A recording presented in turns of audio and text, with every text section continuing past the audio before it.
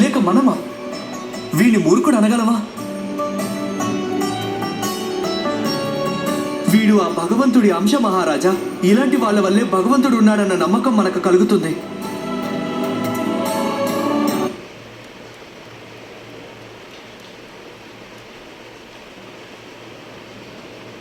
అనిపిస్తుంది మహారాజా.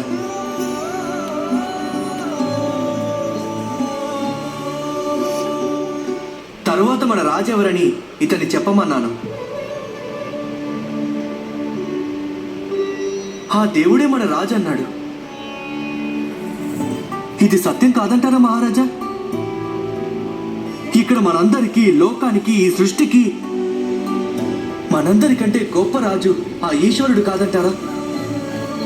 రాజులకి రాజైన ఆ పైనున్న పరమేశ్వరుడికి ఆధీనమై ఉన్నాం మీరు, నేను, మనం అందరం. చూడండి ఎంత బాగుందో ఈ కథ.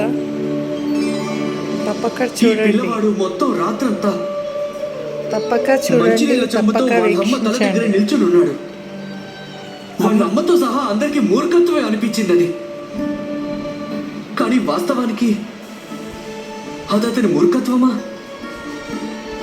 అమ్మ కోసం నిలిచి చెప్పు, నువ్వు రాత్రంతా మంచినీళ్ల చెంబుతో ఎందుకలా నిల్చున్నావు?